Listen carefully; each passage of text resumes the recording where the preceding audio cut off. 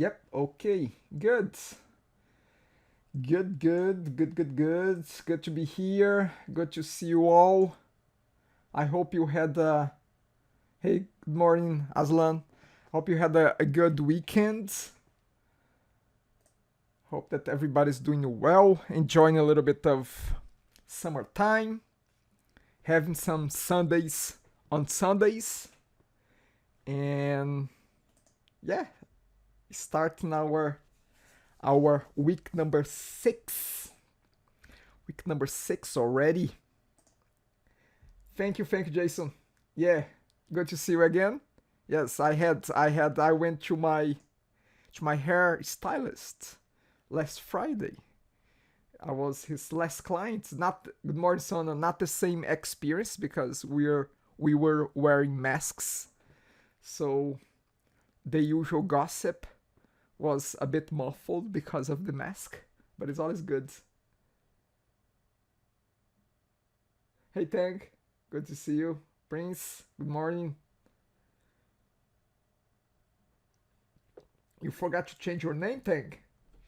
You can always change your name, you know. I mean, you can go to your settings and change there if you need to change your name. Yonga, good to see you. Some of you, go Pika as well, Azir. I just look like a high school student, Mazir, but I'm not. Actually, I'm always learning something, you know. So I don't know. I'll be always a student of something. Maybe not a high school student, but a student of something. You know? So thank you for the kind words there. Okay. So 6th week. Lots of stuff going on. I was about to say that if you have sent me an email and I didn't answer yet, it's on the pipeline. Just I'll get back to you before the end of today, okay? I'm just one day behind with my emails, but I'll get to them. Okay? Yes, I get it, thank. The videos are hard and this topic, you know, MVC and this course is not that light, it's not that simple. But here's a good thing. Let me just put your mind at easy. Yes, young guy, I saw your note there, but I'm glad that you were able to come back. I quickly saw your note there. So thank just to, and I guess that's thank your feelings. Thank says that the new video series is too hard. The content of this course is a bit hard, but here's the thing. To try to put your minds at easy. First of all, is that I'm not gonna ask you to do every single thing in the tests or during exercise that you are seeing in the video series, because what you see in the series is really the entire chapter of the book, the entire chapter, line by line, step by step. First of all, we don't have time to cover line by line. Second is that there are too many details that they only become relevant if and when you need them. So my intention is to focus this course on the main points. Like I'll tell you a few points that we have covered already. We have started to cover database connection. That is important. We know how to move from one view to another view. That's important. We know how to send data from the controller to the view via the model. When we call the view, we can send a list of products, we can send a list of students, we can send one student, you can send one product. That's important. So again, there are major important points that I want us to practice, to exercise, but not every single little detail of that you see in the videos, they will be, one, asked from you, and two, they are not that important. the key important aspects I'm reinforcing with you, and I say those things over and over again, and I stress them as we go through the content, the exercise. I'm stressing them. That's the reason why I would urge you to keep notes, just your own clue cards. As I go along, let me tell you this. As I go along, if I say something is important, I don't say that to everything. But when I say something is important, write down a note about that you can refer back whenever you need that. Write that down. I'm going to say many times, write this down. This is important. So again, when I say that, write it down. Write a note about that to remind you. Let me just see here a question that came privately.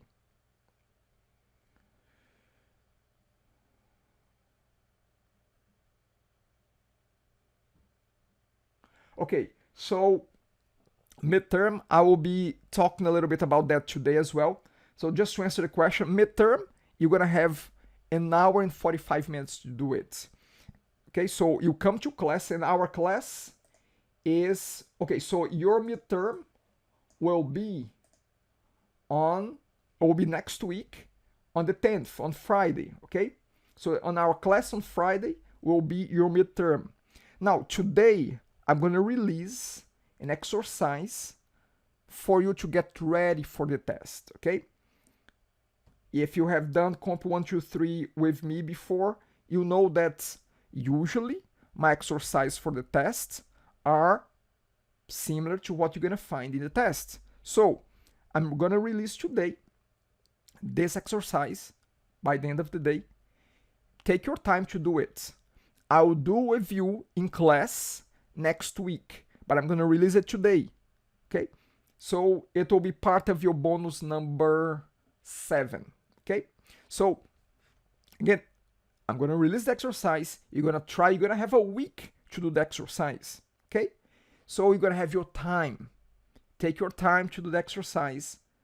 Come next week with the exercise that you have done and with your questions. I'll be answering, I'll be going through the exercise and addressing your questions, okay?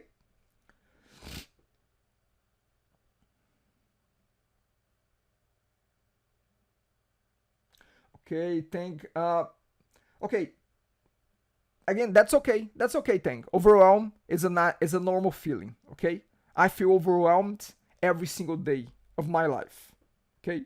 So, again, the point is what you're gonna do with that overwhelm. Well, what is it that you do? You break it down. You break it down into smaller chunks. I'm telling you right now what you should do. I'm gonna give this exercise for the test. Focus on that. Get it done, and you're gonna be ready for your midterm. Forget about everything else. Get the exercise done, and you're gonna be ready for that. Okay? That's really it. Okay, so let's keep moving forward. I want to reconnect with a topic that we left a little bit in a rush last week. We were talking about databases, and from now on, database will be a key factor of this course. However, keep in mind, assignment 2 does not require database, okay? Assignment 2 does not require database. But in terms of content, not even the test, actually the test as well, there is no database in the test. Look at this. Cannot be easier than that. There's no database in the test. Okay? So again, put your minds at ease. I will make sure that whatever will be in tests and assignments, that we're going to be hammering them. Okay?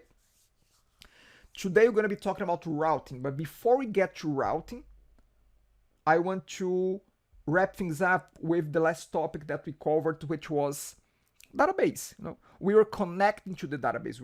We were starting to connect to the database. So the very last topic, and let me see. Let me open here the PowerPoint from the presentation from last week.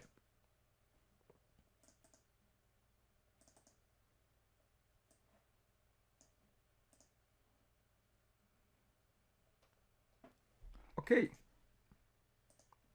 So we were Who recall where we have stopped last week? Can anyone recall that? I can, but I'm just trying to see if you can recall. Anyone? Yes, exactly. Thank you. So we stopped on the migration script, because it was towards the end of the class and it's such an important point. I said, you know what, let's slow down now and let's reconnect with that next week. So that's where we're gonna be reconnecting now. Let me tell you something, and I'll show the code in a second. That migration thing, the purpose of that migration script, when you hear the word script, is the code that will create the database and the tables. Database and the tables. In our case, in our example, we just have one table, the products table. Okay? So migration script is just about, it's just a piece of code that gets created automatically when we run this command, and it reads the structure of the product class, and based on that, it's going to create the scripts that when I run, it's going to create the database and the table, the products table inside that database. And I'm going to demonstrate that right now. So when I say create the migration scripts, it doesn't mean creating the database yet. It just means creating the scripts, the code that's gonna be creating the database later. So there are two steps in this process. One, you create the migration scripts that creates the scripts to create tables and database. And two, we have to run those scripts so that the database and the tables, they get created. Two steps. Again, first, we create the migration scripts. Second, we run the migration scripts. We create and we run. We create to produce the codes. We run to create the database and create the table, the tables. In our case, one table for now, the products table. Let me reconnect here with some code. Let me flip here to the code here. Okay, so look, we have this migrations script here.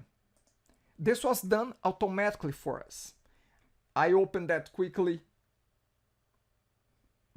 last time, so I'm gonna just open that again. You don't need to understand this code, to be quite honest, because it's auto-generated for you by the framework. But just be aware that it's creating a table called products. It's creating a bunch of fields. Each field maps to one property of your model. Okay, so each property in my model, in my class, in my product class, becomes a field in the table. Okay, so 3 steps. First, creation of migration scripts. Second, run the migration scripts. There are 3 different ways that you can run the migration scripts, and I'm gonna demonstrate that now, because look at this. If I go to View, SQL Server Object Explorer, and if I expand my databases, look, the one that I'm using in the app settings, the database location is this one, which means it's this first entry. It matches the name, you see, localDB, MS SQL localDB. This is the first one. I'm going to expand that, and I'm going to expand databases. And as you can see, there are no databases here besides the system database. Okay, so you don't worry about system database, but connected directly to database, there are no databases here because I have created the migration scripts, but I didn't run them yet. Okay, so who can remember how do I create migration scripts? Anyone in the chat?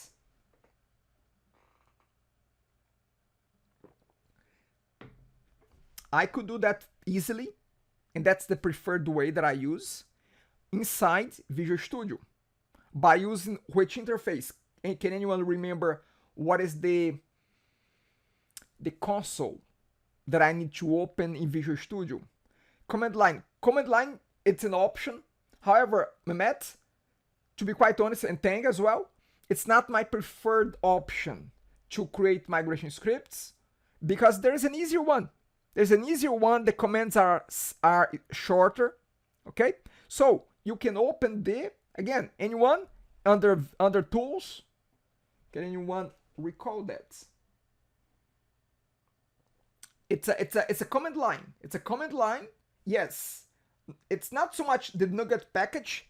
It's called the package manager. Okay, package manager console. Yes, it's the NuGet package manager console. Okay, so we open this prompt, and it doesn't look like a traditional prompt because we are used to the prompt that has a black background. But this is a prompt. Look. You have this blinking cursor here. It's waiting for you to type something, to type a command, okay? So we can do that inside Visual Studio. Let me stop this for a second. Okay, so I'm gonna give you two commands today. First one we saw last time, which is the one that creates the migration scripts. Again, look at this. This is important. Write down this command. Write down this command. Look up, hear what I'm saying. Write down this command. Add dash migration, and then you give it a name. Okay? We have given the name initial. But look at this. We already have migrations here. Okay? So let's call it initial 02. Let's give this a try. Let's hit enter.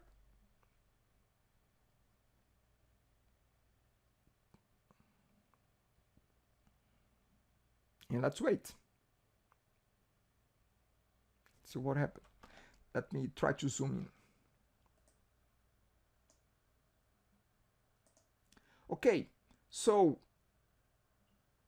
look. Because we did not have an initial 02, it created another set for me. To be quite honest, it was not necessary because I had already an initial 1. Actually, let's do this.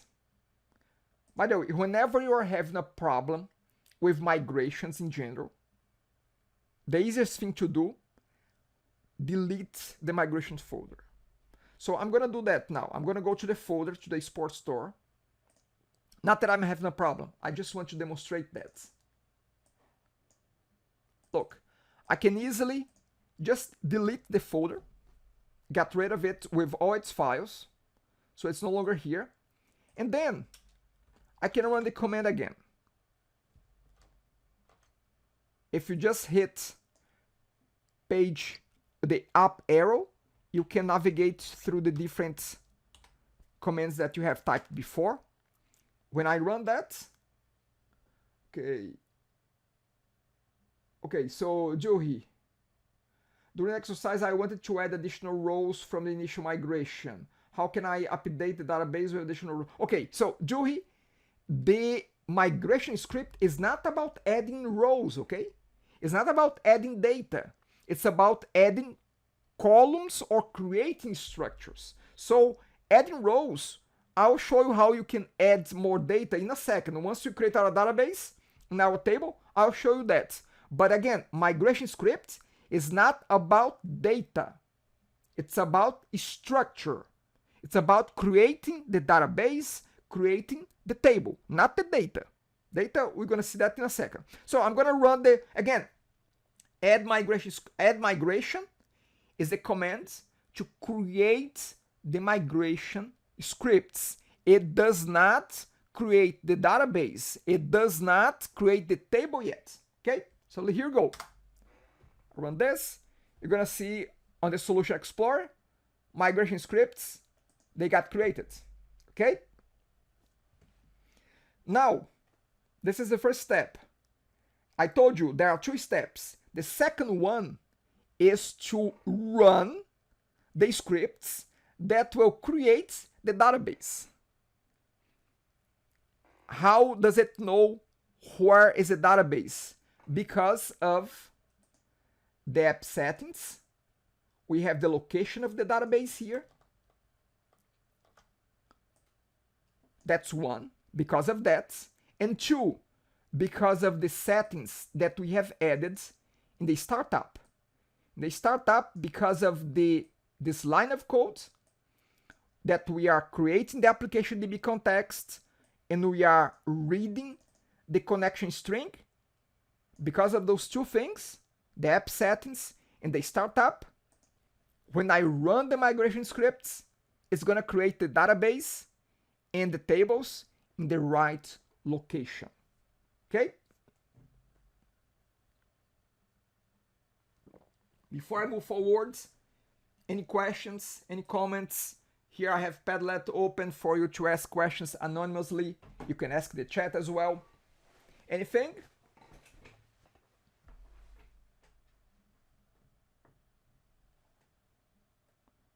Okay, so second one, the second script. Second script is even simpler, even easier. You cannot run the second script before you run the first one. First, you need to have the migrations. Then you can run the migrations, of course. You can only run the migrations if you have the migrations, okay? So the command is this: update dash database. This will run the migration scripts within your application, and it's going to create the database and the table for us. I'm going to just do that right now with the enter. Bang. Let's wait. The yellow message, don't worry about that. It's just saying that the price column is a decimal and it may be truncated. No, you don't need to worry about that. Look, it ran a bunch of scripts here, as you can see. Okay? A bunch of stuff. We don't need to care about how it got done. It just got done. And the good thing is that there are no red messages. If you have a red message, it's a problem. Okay? So, we don't see the database yet here, but we can click there. We can right click and you can say refresh. It's going to read the databases. It's going to bring back if there are new ones. So let's refresh this. Look what we have there now. Sports store. We have our new database. Let's expand that. Let's expand. Let's have a look at the tables. Look. How many tables we have here?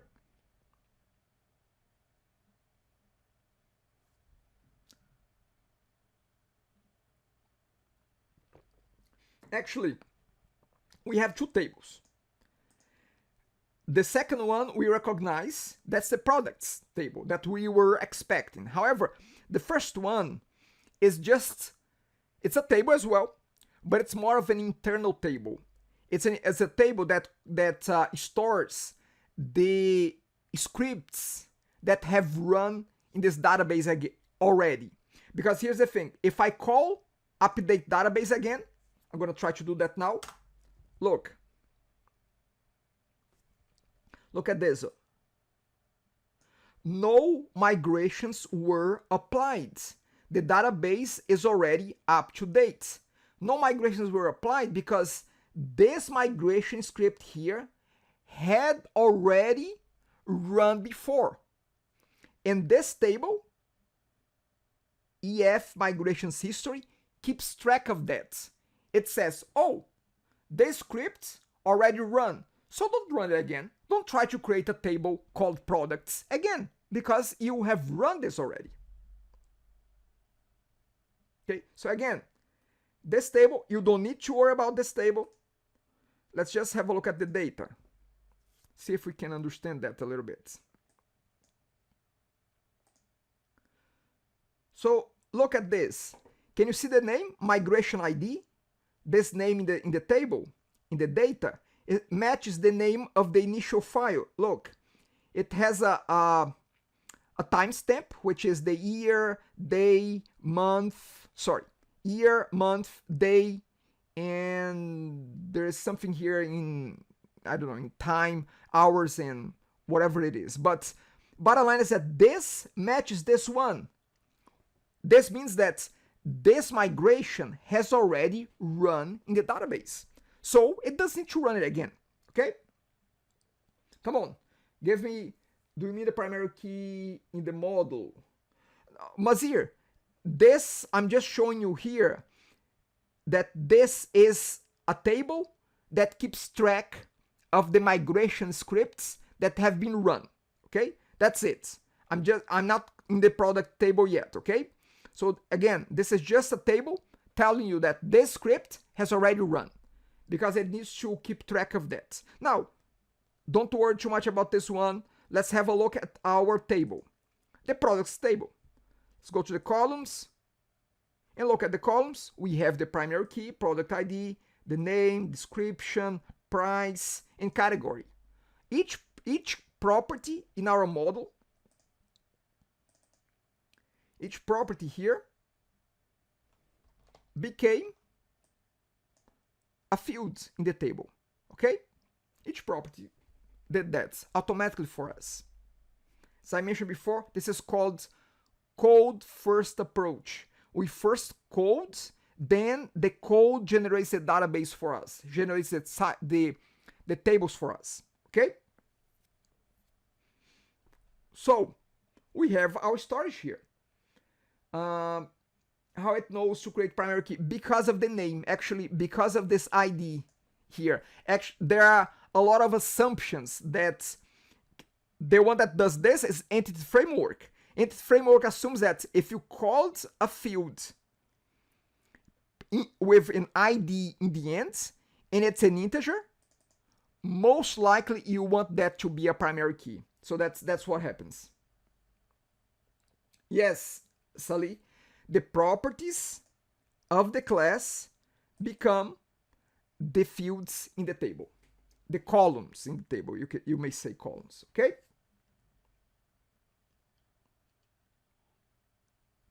Okay, and then here with those products, I can right click in the product table and I can say view data. Now, who was talking about that before? Johi. Johi, now I can enter product information here manually. I can add them up here. Okay? You can just add them. I'm not going to do it because you're going to do it in a different way, but you can manually add your products here. You can delete them, you can change them. This is your database. You are editing your table, the contents of your table directly here. No, okay, so I'm not saying that you should do. I'm just saying that you can do. Okay? The way that you're gonna be manipulating the records of our tables is via our application. I'm just saying that, okay, maybe at some point you want to delete all products. So you can come here, select all of the lines and delete them. Or you want to make a change or whatever it is. So you can do that easily. But the way that you're gonna be looking at this is how can I create a new product from the code? And I'll be showing that next. Okay, perfect. Okay, so I'm gonna close this. I'm gonna close almost everything here. Okay. Again, any questions? Anything there that may not be that clear so far? It's a puzzle. You just need to keep the pieces together and make your notes about the pieces. Where do you add the connection string? Where do you connect the connection string to the application DB context?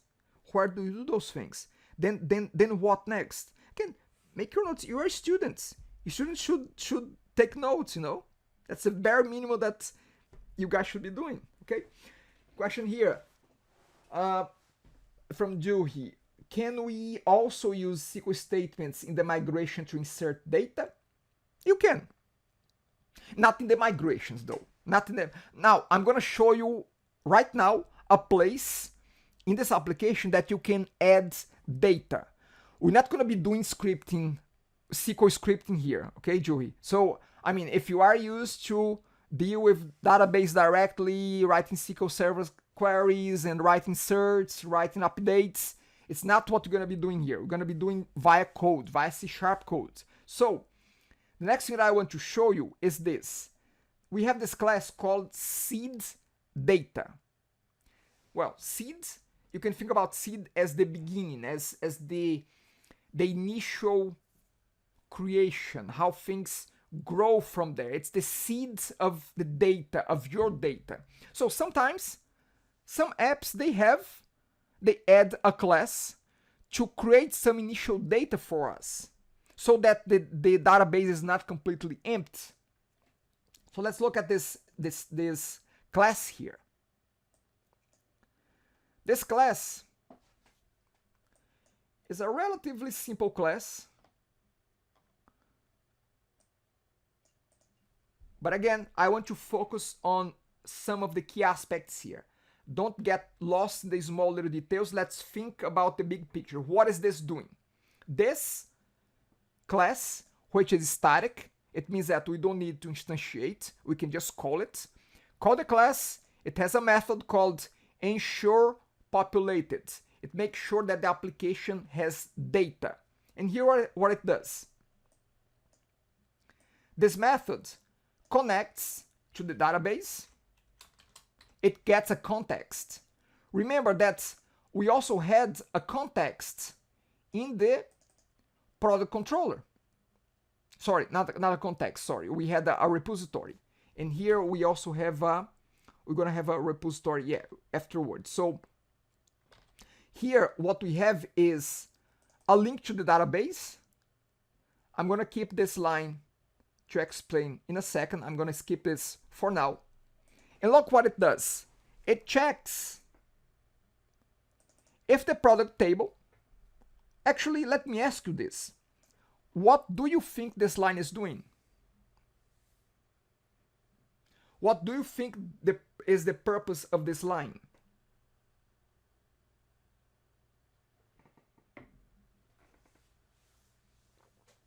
Anyone? Just read it out loud and say what this may do. Exactly. Again, all good answers there.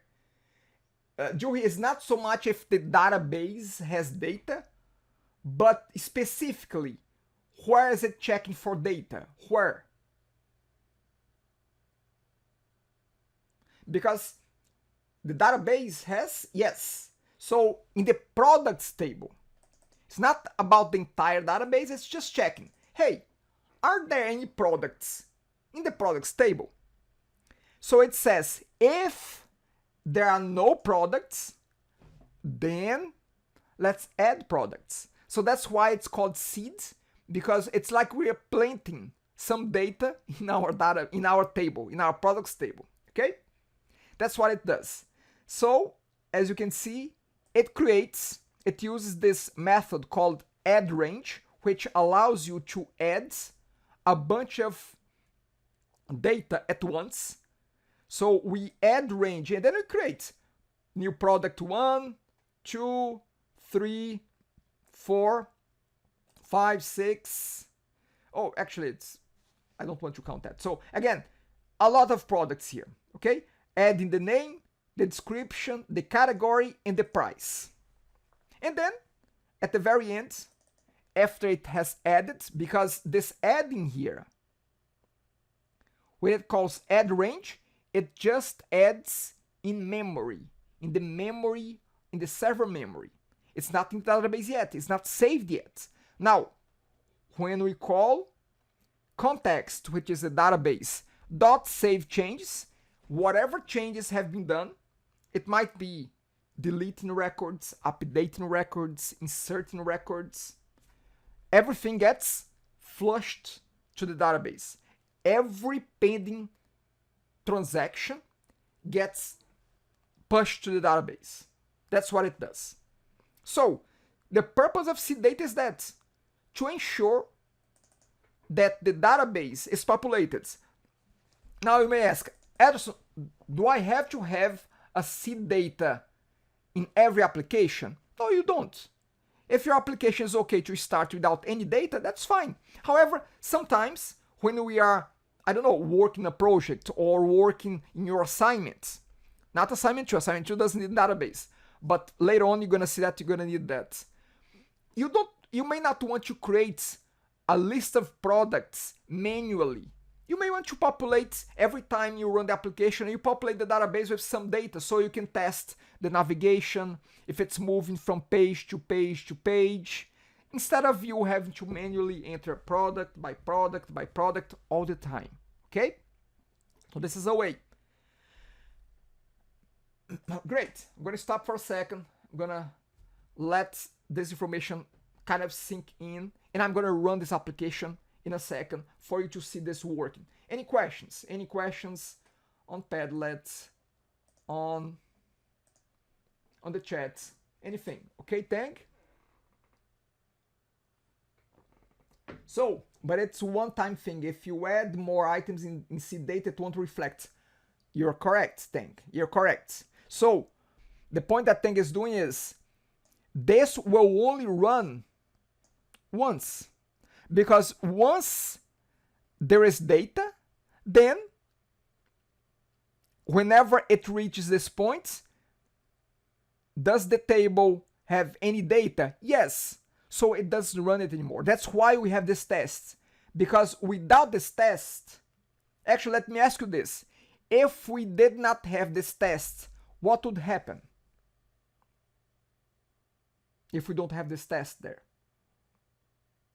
If we remove this if and just keep whatever is inside. Not only saved, Yonga, it would be added. Every time we run the application, the data will be added again and again. So we're going to have duplicated records. We're going to have multiple kayaks. Again, things would get duplicated. Okay? It's not that the data would be saved. The new data would be added because we are actually adding entries here. We're not modifying them, we are adding. So we're gonna, every time we run, we're gonna have more data. It's not what we want. That's why we have this line. Okay? Now, let's run this. Save changes is a built-in method, or you modify that. No, save changes is a built-in. This exists. Mazir, save changes I did not create. It's part of the context class. Okay? Context is application DB context, which inherits from DB context. This is all provided by Entity Framework. Entity Framework gives this to us. It's a method out of the box. Okay? It's a built-in method. Okay, if things go out of hand, is delete migration folder in the database a good measure? Yes, Tank. Very good point. And actually, I'm going to show you this. And I don't want to explore that a lot because it will create more confusion than anything else. But if you get to a point that something is not working fine, I don't know, the database is out of sync with what you have done in the migration.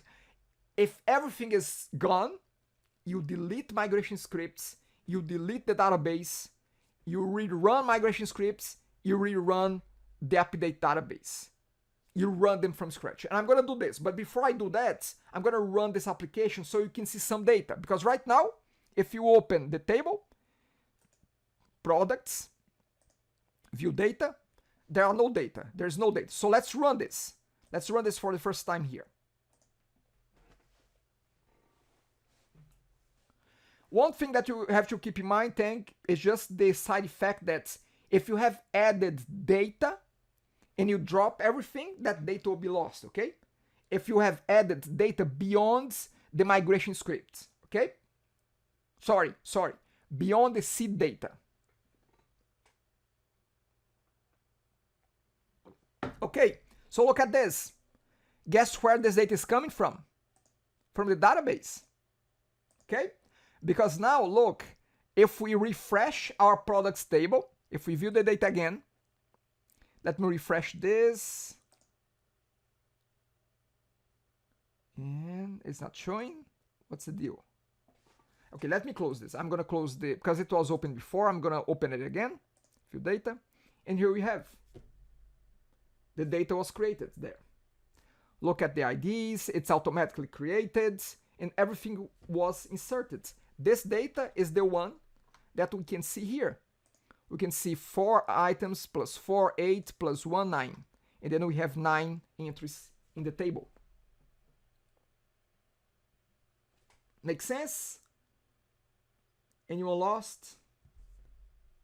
Anyone not lost? Let's change the question. Anyone not lost? We just, and oh, and by the way, I missed showing something.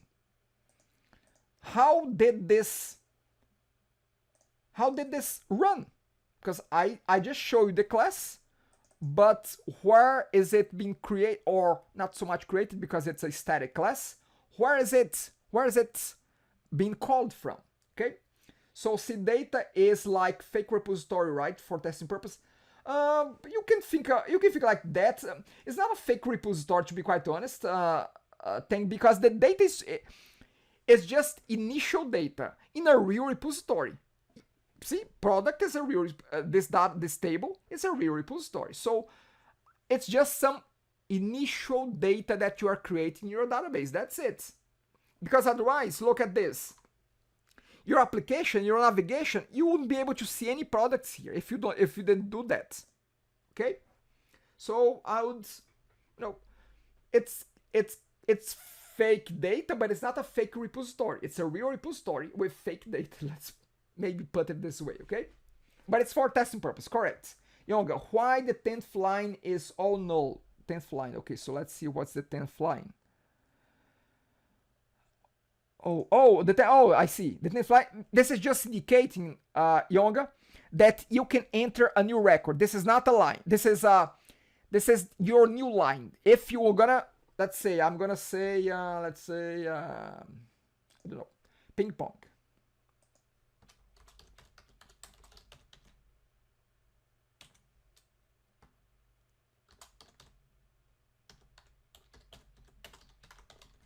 And the price is, I don't know, $230. And this is, I don't know.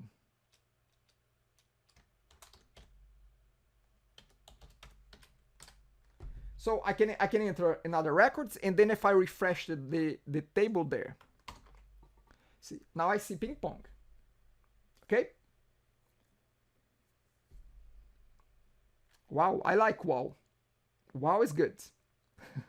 Okay, thank, because it was called, yes, thanks. So thank for that, thank. It's how data is called. I'll show that in a second. Mehmet, is it possible to edit the database table or delete and renew all the time when change is needed? You mean add the data again via the data, using the data? Is that what you mean, Mehmet? Yeah, you can. I'll give an example. So I'm gonna close here. Actually, before closing, here's what I can do. I can select all of them, okay? And I'm gonna press delete button. It's gonna ask for confirmation. I'm gonna agree. Look, deleted everything. Let's have a look at our, see, we no longer have products. Okay, so no longer have products. Now, what I could do is I can close the application. I'm gonna run it again. Because data is running again, there are no products, but now it's gonna create again because data will run again. So over here, we just run it again. We have the new data again. Make sense, Mehmet? Awesome. Okay. And here I can, again, if the table is open, it may not refresh, so you may have to close and right click, view data again, and then you can see the data again. Now, look at this, product ID, it does repeat itself because it's auto incremented, and it never repeats itself. So it keeps growing. It's no problem. This is just an internal number, but again, you have to be mindful about that because it's going to continue from the last time, the last value that has been created. To reset the ID here, you can just delete the table and recreate it again. Now let's go to where seed data runs. So seed data is called, now first nine rows are all null. What do you mean by that? Now first 9 rows are all null. Salih, I don't know what you mean by that. Oh, no, they are not null. They don't exist. It's not about them being null, okay? They don't exist anymore. Null is the absence of data. Those records, they don't exist anymore, okay? So it's not that they are null. They are just not there anymore. I mean, I can have a string that is null, but the string is there. It's just that it's empty. In this case, we don't have those entries anymore. It's like you have an Excel sheet and you deleted the row there, okay? Okay, Yonga, it is the ID number, it is not row number. Yeah, correct. So this is the ID number. It's not necessarily the row number, you know. Yeah, you're right. Okay, so seed data is called every time the application runs in the startup. Look at the startup. We have added right here. Look, we call seed data ensure populated. So every time the application runs, this line runs together with that. Okay? That's why it runs. Okay, that was the seed data. That was the database. Going back to one of the questions, I think, I don't know if it was Juhi or Tang that asked, I don't know. But if things go very wrong, what you can always do is this. You can delete the migrations folder, delete the table, sorry, the database. So I'm going to delete the database. So right click database, click delete. Make sure that you close existing connections, because if you don't do that, sometimes the database is still open, still active, and it won't allow you to delete. So I'm going to close the existing connections. I'm going to click OK. Database will be gone. It's gone now. I can also delete migrations folder.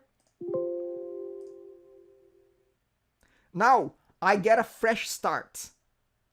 If I ask now, what should I do next to go back to the database? What's next? The first step that I should do now?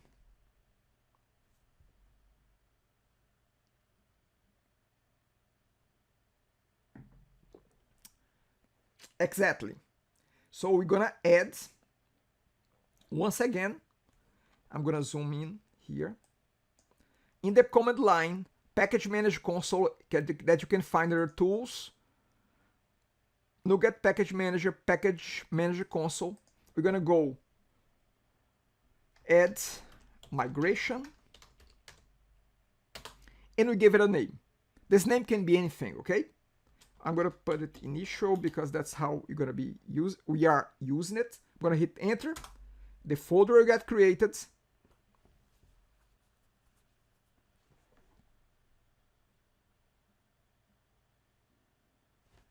It takes a little bit of time.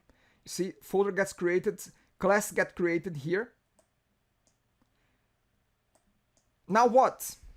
Now that we have migration scripts, what should I do next?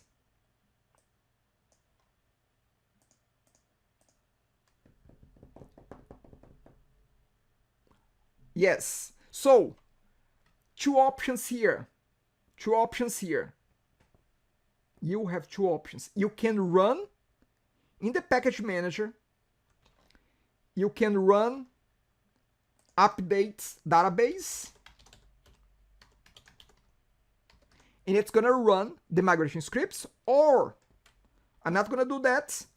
I'm gonna rely on this line of codes in the seed data. Look, seed data look at this line. This line will actually run the migration scripts for us. If we have not run it yet here, we can run it by letting this code run it. This line checks if the migration script has already run. If it did, good, it doesn't do anything. However, if it did not run yet, it's gonna run and create the database. That's why with the Sport Store, we just need to create the migration scripts, and then this line takes care of the rest for us because it creates a database. Let's have a look at this. Let's run. And as it runs, once it runs, let's check the databases there.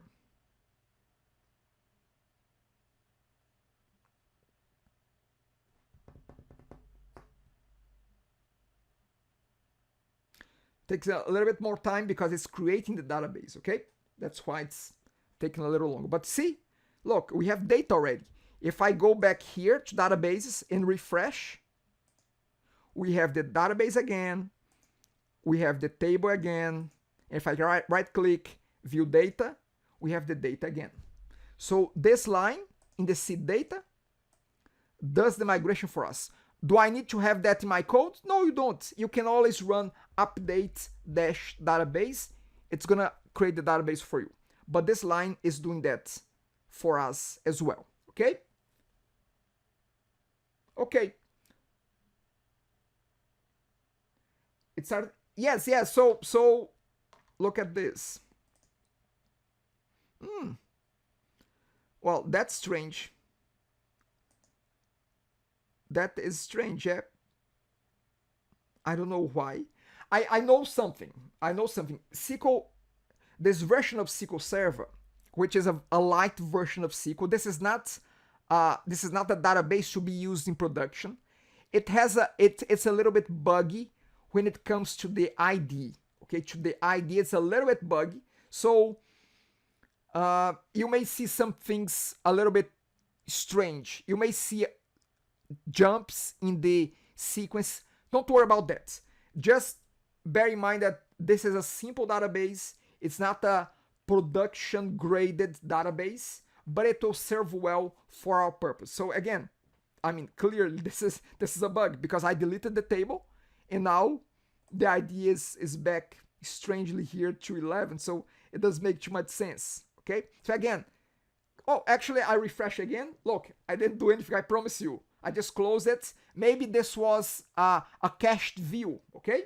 I did not do anything. I just close it and refresh it again.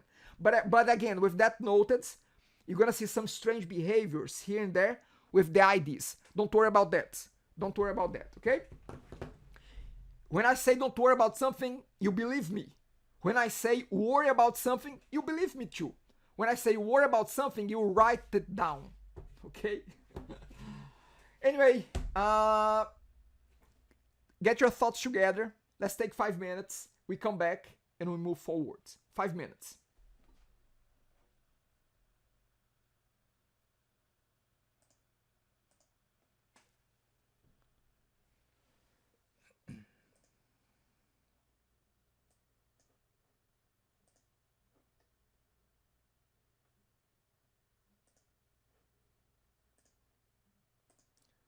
Okay, everyone, can you please confirm that you can hear me?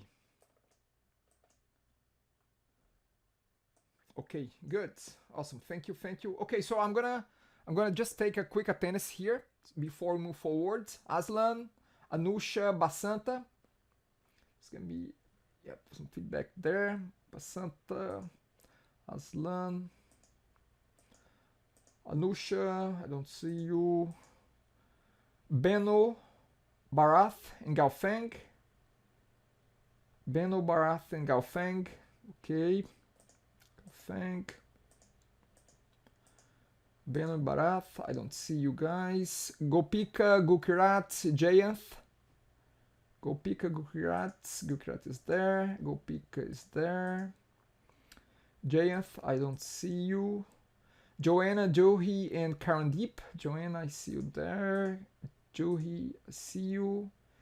And Karandeep. Karandeep, I don't see you there.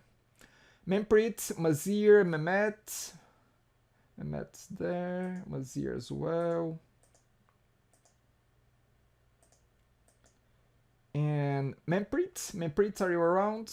Manpreet, Mukahit, Nita Pavani. Mukahit is there, Nita is there, and Pavani, are you around? Peitong, Prince, and Ravi. Peitong, Prince, and Ravi. Peitong, you're there. Prince, you're there. Ravi, are you around? Sali, Samarth, Sona. Sona, I saw you there. Sali, there. Samarth. Okay. Ravula, Sayed, and Tang. Samarth is there. Okay. Ravula, Sayed, and Tang. Tang, not Deng yet, but Tang, yeah, Tang, you're there. Okay. Deng, you're there. Zanab, Yonga, you're there. Zanab, you're there as well. Yonga, you're there. And Sayed, again, Sayed and Ravula, you guys are not. Okay. Oh, good, okay.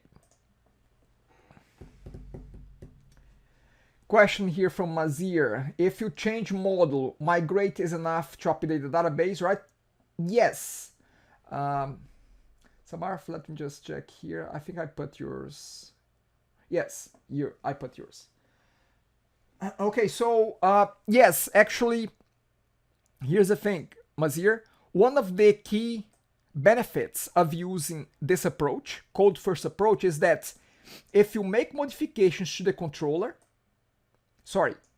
if you make modifications to your model, like you added a new property, you changed the name of a property, you change the type of a property, what you do is this: you run the migration scripts again, you create a new set of migration scripts, then you update the database again.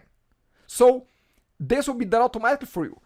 First, create migration scripts. Second, update the database. And the change that you got done will be applied to the database. Okay? That is the benefit, Mazir. Migrate. Okay, so in terms of if migrate is enough, yes, migrate is enough, Mazir. The migrate command here is enough. It will update that for you. Okay? Now you can always use the update database. Okay. Great. You're gonna get used to this, okay? So you're gonna find problems, you're gonna find roadblocks, but eventually this will as well become second nature to you. As I said, database is not part of assignment 2, database is not part of midterm, okay? So you have escaped database from those two graded things. The midterm and the assignment 2 is not, there's no database for them. Okay, so we're gonna move forward now to our next topic. We're gonna move from database, which is about model, and we can see in the diagram here, to a new element. Let me just see if I'm covering everything that I should. So let's see. Yep. It's all good. Okay, so I'm gonna close this. And by the way, this source code is available on Centennial under Content, Files, Sport Store, Chapter 8. The very last one is the one that I just showed to you. Okay, this is the very last one. Okay, great.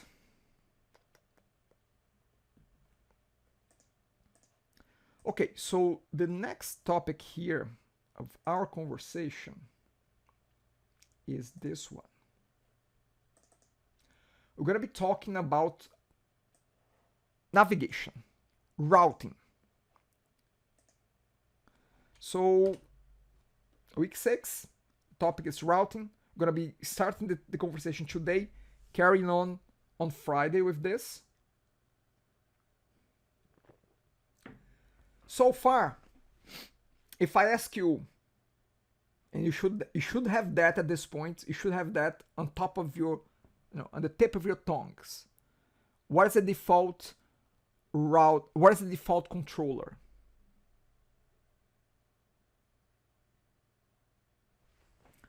I'm waiting for the flood of answers in the chat. Default controller. I have 2 answers there in the chat. Which one is the correct one? Correct. The default controller. I'm just talking about the general default controller, not for our sports store, not for any particular application. But if you are using default routing, what is the default controller? Yes, home. Home is the default controller. What is the default action? And now I'm again looking at the chat to wait for the default action. No, it's not view. Nope. Index. Again, I think I'm gonna snap when I have something that I want you to write down. Write this down. Default controller is home. Default action is index. If I'm using the default routing, the default controller is home, the default action is index.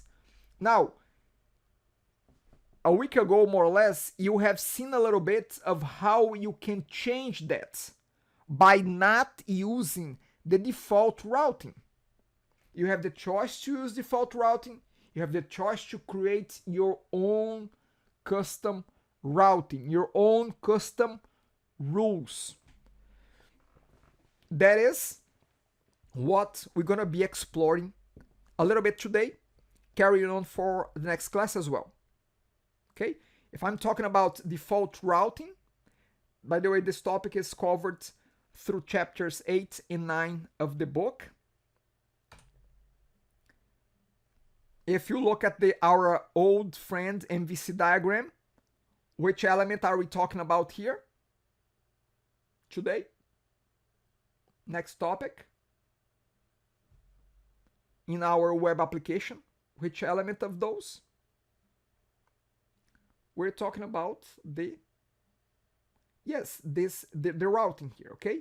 So we're talking about this element, how this guy understands things, how things comes to it, and it breaks it down and knows who's the controller, what is the action, what are the parameters of that request, okay? So, routing rules.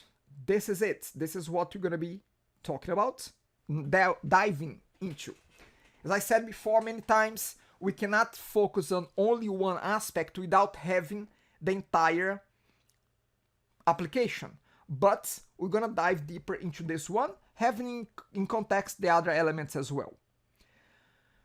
Some of that have been shown to you if you have done your bonus number 6. There was one of the videos that was about routing, okay?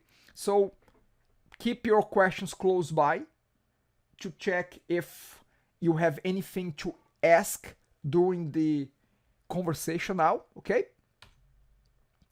So, what you see right there, by the way, this code that you see, where is it located? Which file is that located?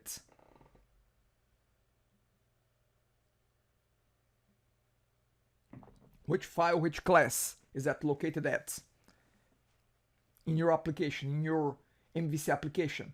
In the startup class, in the startup file, okay? So, when I say what is the default controller, the default action, I'm implying that you are using the use MVC with default route.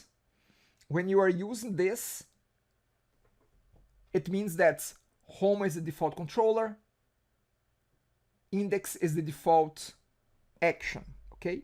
However, you may choose not to use that. You may choose not to use this method and create your own routing rules, Okay? Let's just have a look at the structure of a URL. Okay?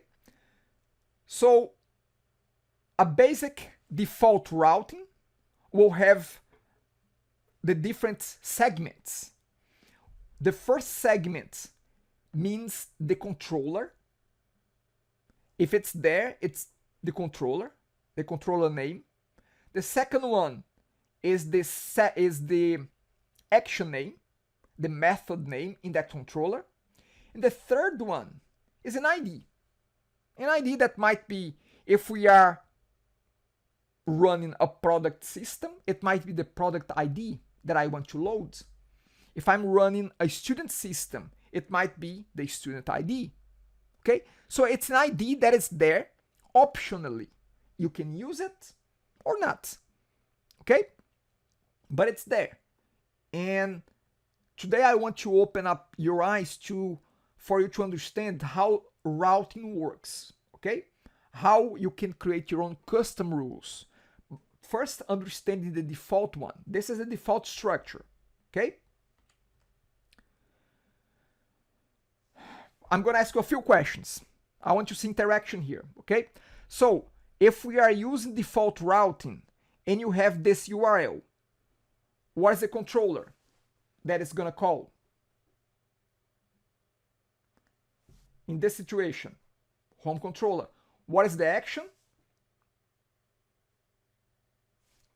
Index action, because there are no segments in the URL. You just have the main domain, no segments. It means that if there's nothing there, it's gonna go to the default controller, default action, because you are also using default routing. Okay? If you have this scenario, once again, what is the controller? What is the action?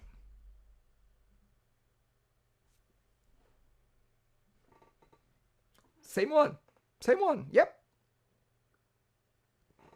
Home is controller, index is the action. If you have this one, what is the controller?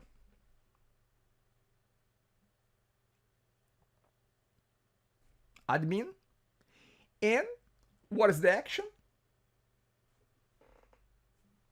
Index. So if you are accessing this URL, it's assumed that you have a controller called admin controller, and inside that admin controller you have a method called index, because we have the controller name, but we don't have the second segment. We don't have, so it goes to the default. Okay? Again, the same question. What is the controller? What is the action? Admin is a controller, and the action is list clients. So, look at this. It's not that hard. It's not. It means that, it implies that there is a class called admin controller. Inside admin controller, there is a method called list clients. That's about it. But again, here I'm talking about default routing. This is not a custom rule yet, okay? Now, here's the thing. Instead of using the use MVC with default routing, instead of using that, we can use this kind of strategy here. Let me tell you this. Look at this template. This template is the same thing as use MVC with default routes. Because in this template, even though it's a custom rule, but what is the default controller? It's home. See, what you see inside brackets, it's a placeholder.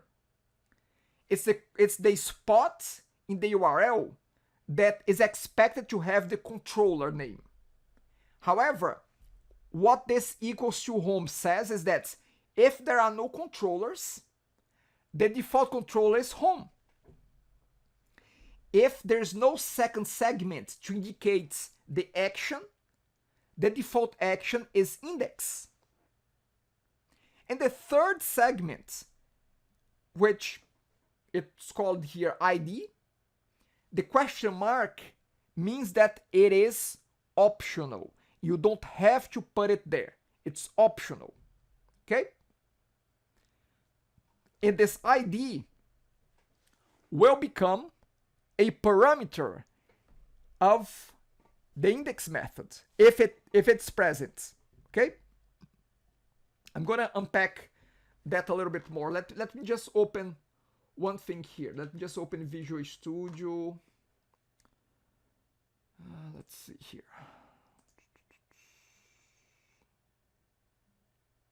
Actually, I'm gonna open this guy again. Sports Store, Chapter 8.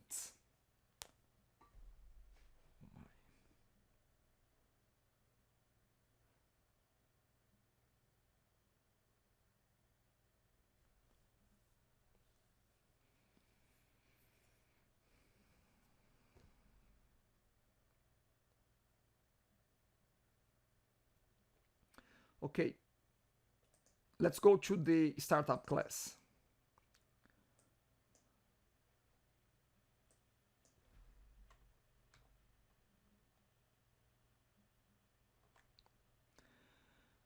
Just want to show you one quick thing here before we move forwards.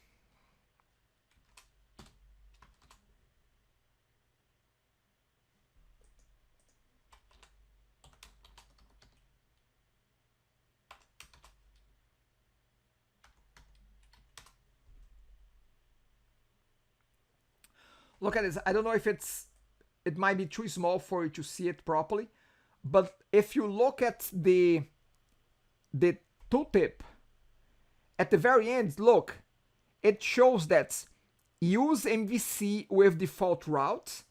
It's the same thing as controller equals to home, action equals to index, and slash ID question mark. Can you see that at the very end? It's just saying that this is what really default route means. It's that template, which is the same thing as this one. The same thing as that. So this is equivalent to use MVC with default routing. Now, it must have more than that. It cannot be only that, okay? So we can further our rules. But before that, let's watch this video here. This video is 12 minutes long, but you just need to go up to minute 8 more or less. So what I'm gonna do is, actually, I think I saw on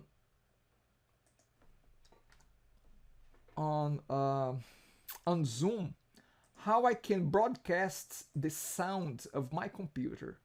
Let me see if I'm able to do that here.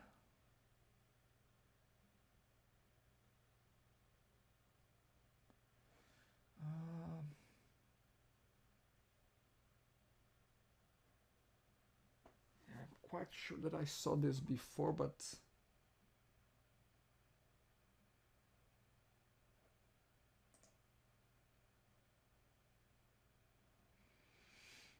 yeah, I don't know where that is anymore.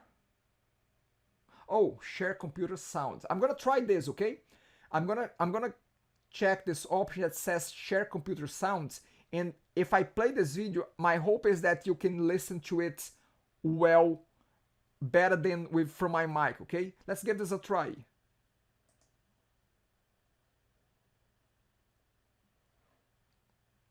Again, it's 8 minutes long, and I'll be most likely adding my commentary as we go along, but let's give this a try here.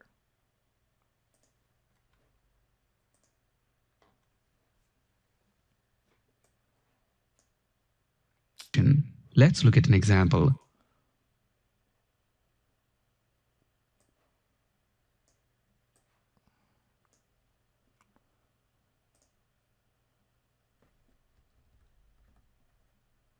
Consider this incoming request URL http:// Sound is good. So can you hear this well? Can you hear the sounds coming from my computer? Yep. Okay.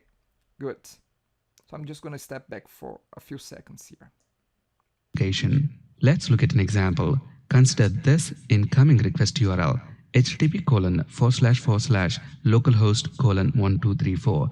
That is the server that's hosting our web application. In our case, it's the localhost. And then we have two path segments /home/index. So the first path segment /home is mapped to the home controller class in our application. And then the second path segment index, it is mapped to the index action method within our home controller.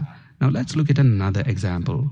Notice in this URL, we have three path segments /home/details/1. As usual, the first path segment /home is mapped to the home controller, and the second path segment /details is mapped to the details action method within our home controller.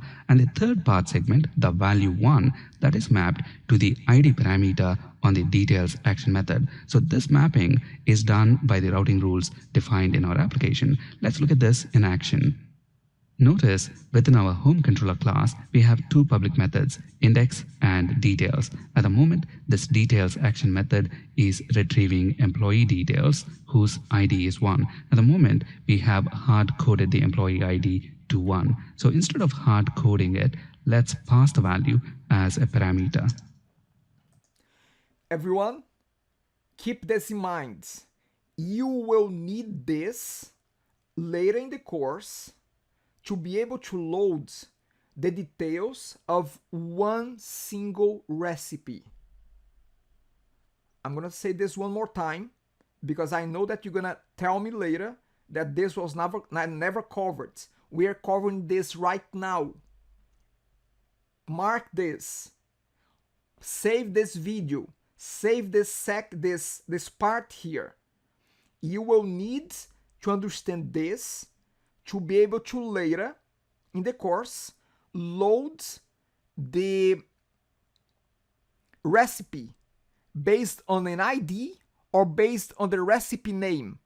Those will become parameters inside your actions, inside your methods. You will need this. Mark my words. You will need this. And in a few weeks I'm going to say, remember when I said that you're going to need this? This is it. So you need this. This is super important. Partial views. This is not about partial view, Mehmet. Partial view is something else. Partial view we may cover next class, but this is not partial view, okay? This is about loading the details of, well, in this case here, it's an employee details. In our case, will be to load the details of a recipe, okay? It might be used in a partial view, but I don't recall if it's used in a partial view. But anyway, the point here is that how can you pass the ID or the name of a recipe in the URL? This is it. This is it. I'm going to step a little bit backward here. I'm going to keep it running, but please pay attention to this and ask me questions afterwards. Hard coding it, let's pass the value as a parameter. I'm going to name the parameter ID, and we're going to use this ID parameter here instead of hard coding it. With all these changes in place, let's run our application.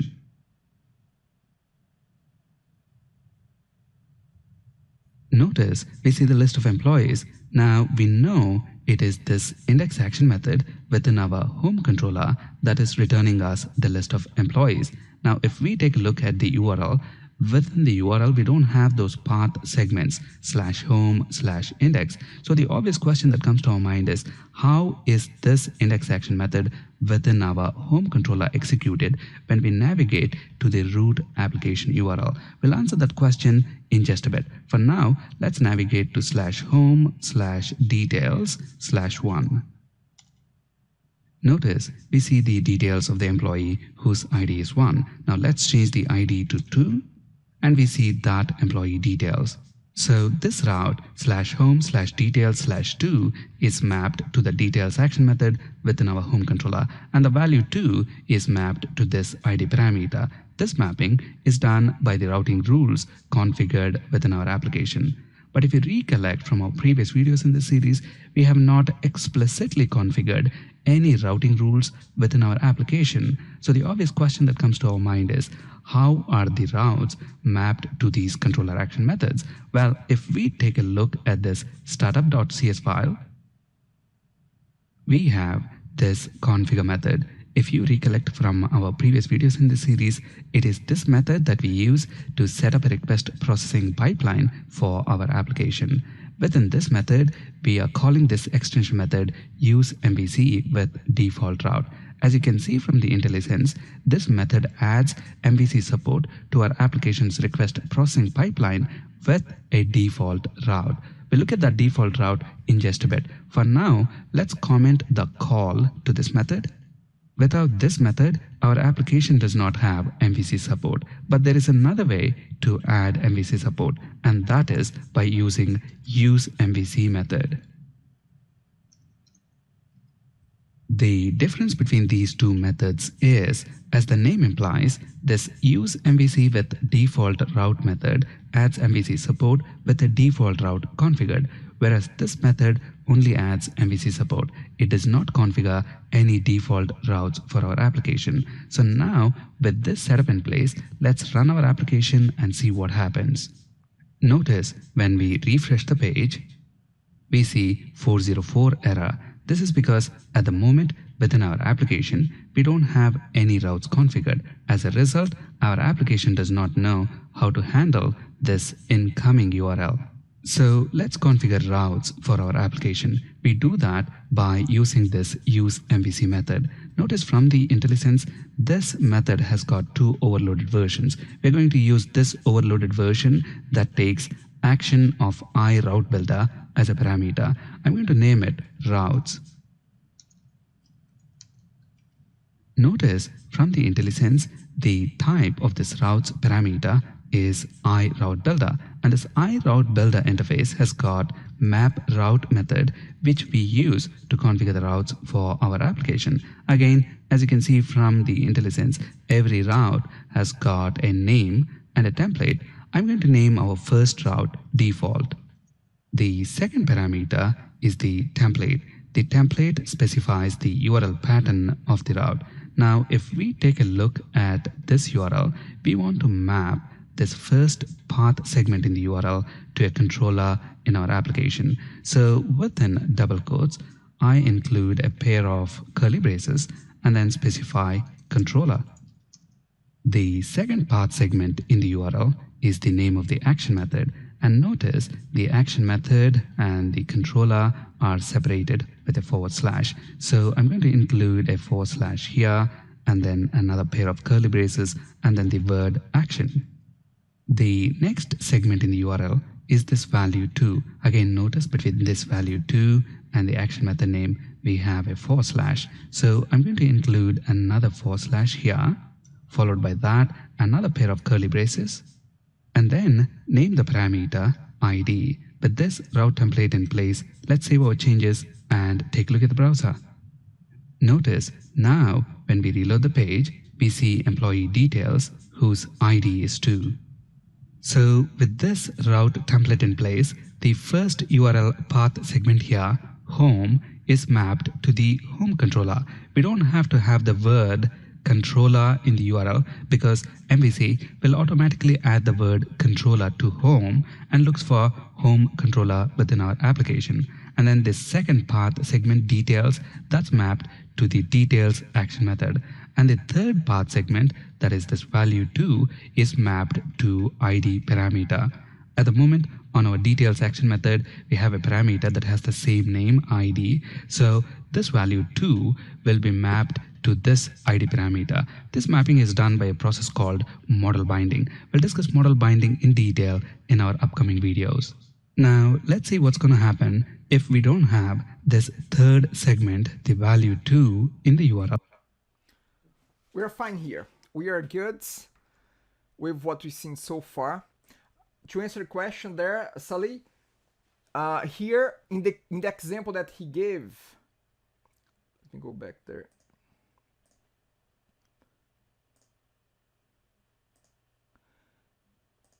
In this example, good question there. What is the default controller in this example here? And what is the default action? From what you see right now in this case, default controller home and index. Okay, default controller home, default action index. Actually, to be honest, there are no defaults here. Default, you have to have equals to something. Here, it's asking for a fixed URL like this. Of course, he's still in the process of demonstrating, but right now, this template here, this route template, it's a very rigid template. It will not provide a default. You have to provide each element of the URL. There are no defaults here.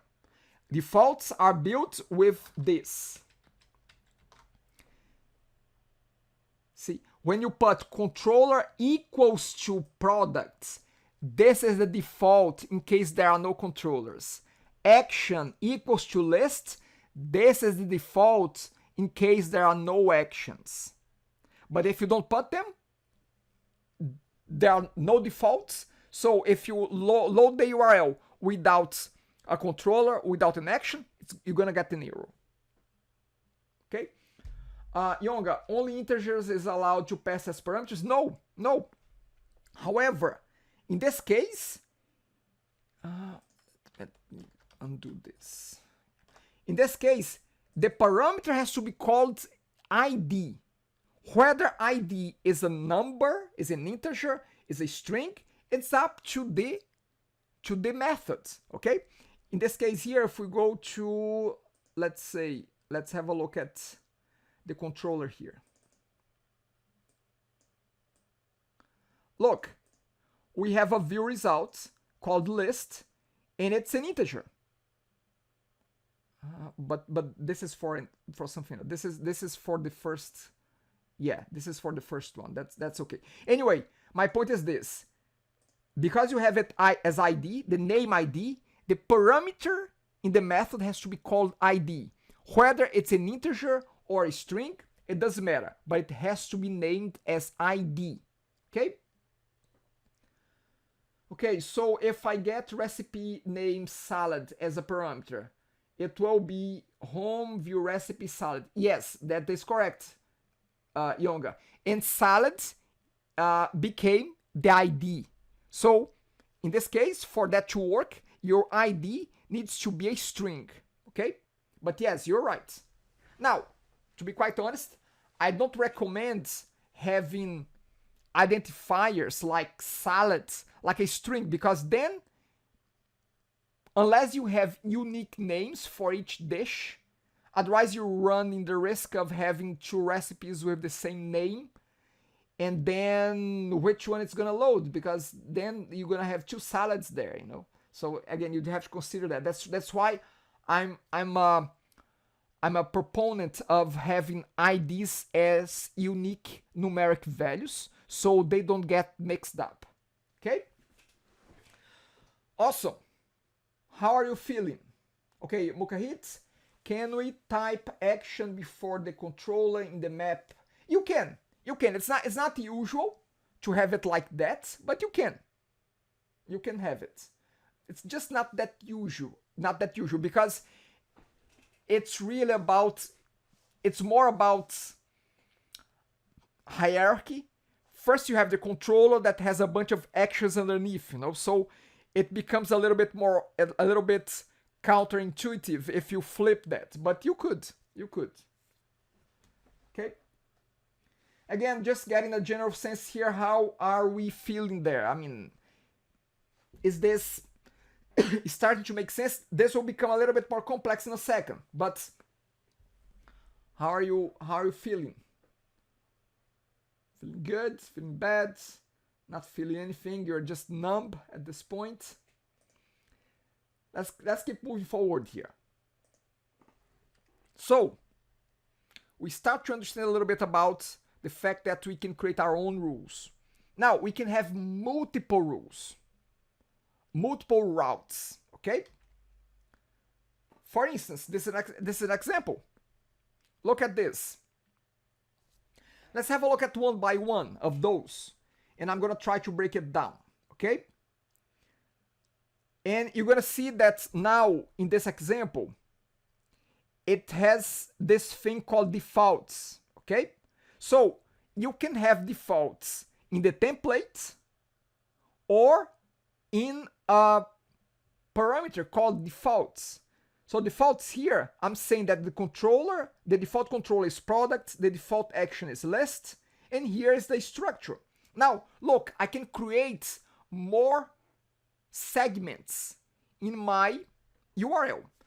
All those segments like category, product page, they become parameters in the methods that we're gonna be receiving them. Let's say this list here is gonna have a parameter called product page.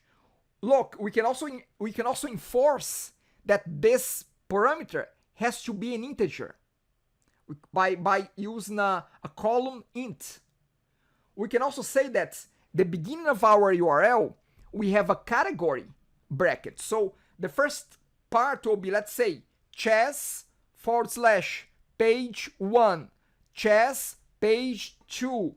It means product controller, action list, category chess, product page, 1, 2, 3, whatever I want to put. So again, you can make complex routing if you want to.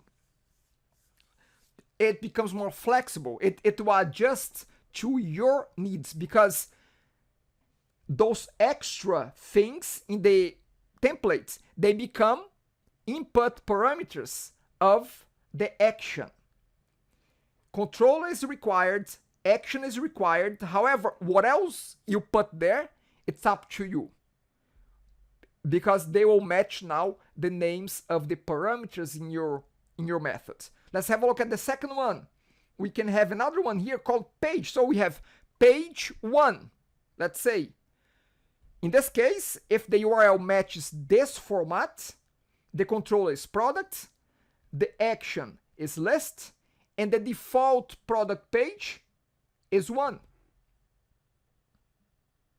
Okay, by default here. I mean, the way it is right now, it requires, well, it does not. I mean, I could just put page here, and this could be optional because I have a default here.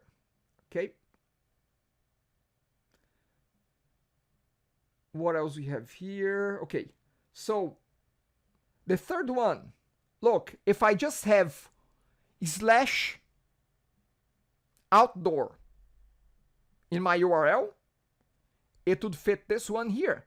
The controller will be product, the action would be list, the default product page would be 1, and the template is category. Category is the slot, the first slash in the first segment in the URL becomes the category name. So it understands that this is a category. So what we are doing is according to the URL, we are mapping to a potential different routing mechanism. In this case, look at number 4. Number 4, let me ask you a question. When is it that we're gonna get number 4 here? When is it that we have, what situation we have number 4? When the URL is what?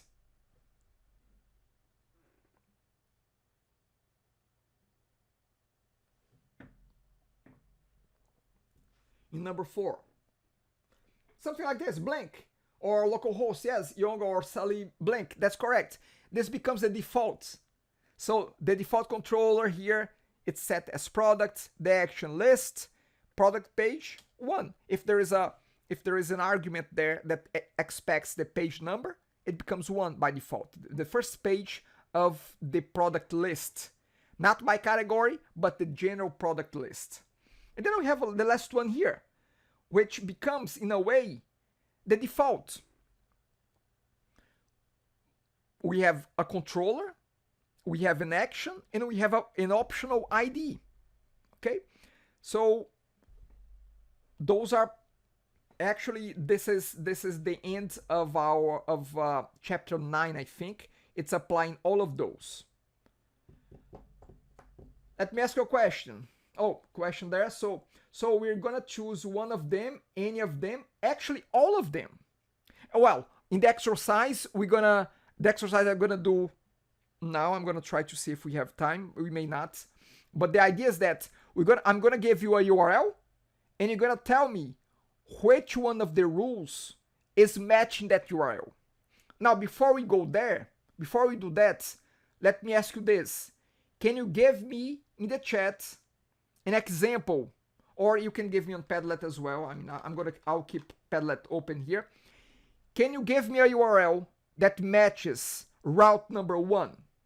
Can you give me examples of URLs that matches number 1 there?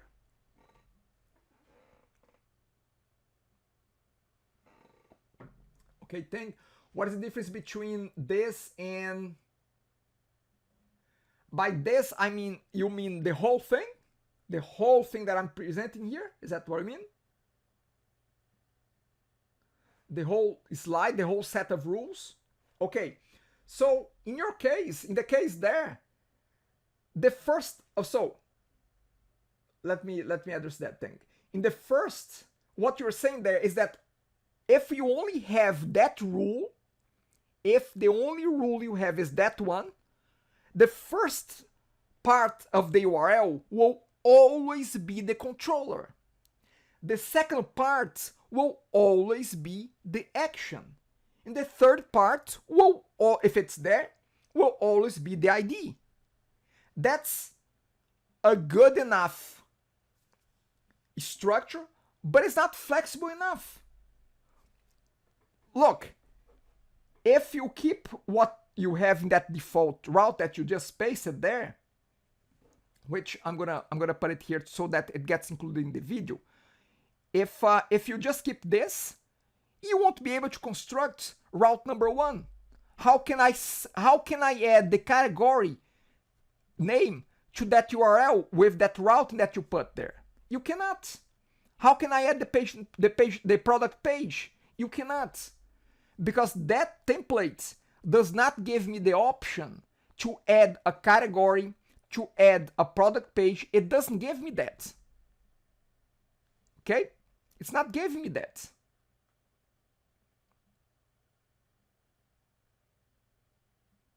I don't know if it makes sense. I mean, the format is different. No, the format. Yeah, that's what I'm talking about, the format. Okay, so Beno. Okay, so let me see, because there was another question there. For different kinds of search criteria or mapping routing. Mehmet, I'm not sure what you mean by that, to be quite honest. Format is different. Okay, so matching the first one. You're right, Beno. Maybe the website, let's say it's udemy.com, and then you have courses /page 4. Courses become category, 4 becomes product page number. And then we have default controller product, default action list. That's fine, that works. Yonga, chess for category, page 1. That's fine, makes sense. I have some people putting here on Padlet as well.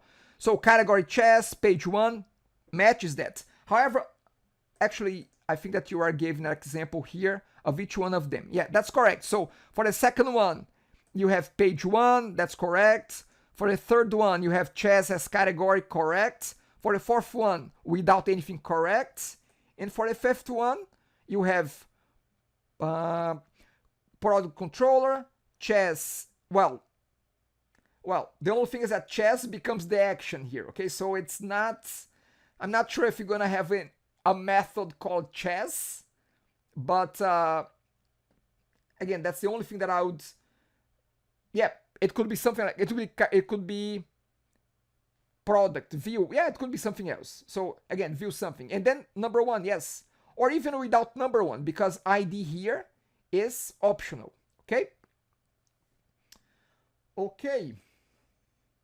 Again, I get it. It's not the simplest thing. I have a quiz, exercise quiz to apply, but because we just have 5 minutes, I don't want to rush into that. So we're gonna reconnect with this topic beginning of next class. In next class, we're gonna be moving forward. But I can tell you this: as we go through exercises, as we go through different things, this will become clear and clear as we go along. Before I let you go, let me just post to Centennial the exercise for the test. Okay? So under week 6, I'm gonna post this exercise. Get it done, because then you're gonna post 3 questions. I'll post that as the bonus 7 for next week. But I want to add it already so you have enough time from now until next week to do this exercise, to practice this. So let me just get that. Test 1.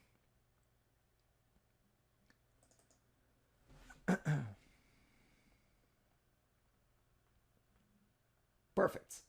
That's it. So I'm going to upload here to week 6.